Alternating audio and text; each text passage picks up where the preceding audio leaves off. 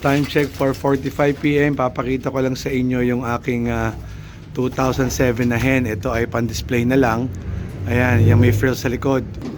Nakuhanan ko pa yun ng 2021. Sadly, yung kaisa-isa kong nakuha dyan ng 2021.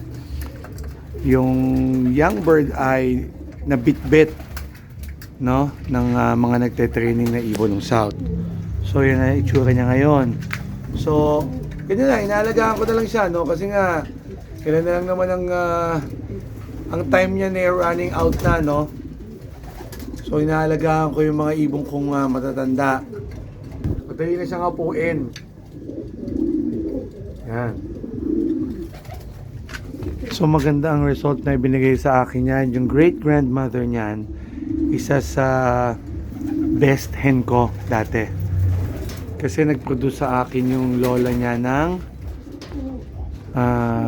Tacloban Cracker.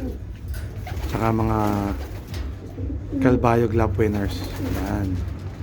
When I say winners with S, no? Hindi lang one time. Yan. So yun lang. Memory lane lang.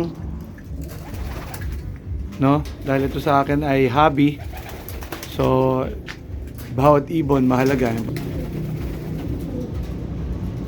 Nakakaawa siya panoorin. Kaya nga kanina, siya ay ibinilad ko dito.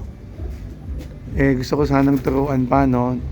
Kaso nga lang baka maya pumitik, hindi bumalik, mahuli na ibang bata, and then munutan ng bagwes. Nakakaawa naman. So ito, mga kaapo-apuhan niya na itong mga to. Yang hen na yan, no? Yan. Yan, kinuha ko lang, no? Para makita niyo yung feel. Yan ang itsura ng ibon na nag-age ng ganyan. Tapos pag hinipo mo, madali na siyang mapagod kasi nga matanda na yung ibon, no? Yan. Yan na. Talagang walang band yan. Hindi ko nilagyan yan. Ang stock bird ko nung araw, ganun, hindi mo lalagyan ng band. Kasi why? Para ma-avoid mo yung i-raise pa sila ulit. Yan.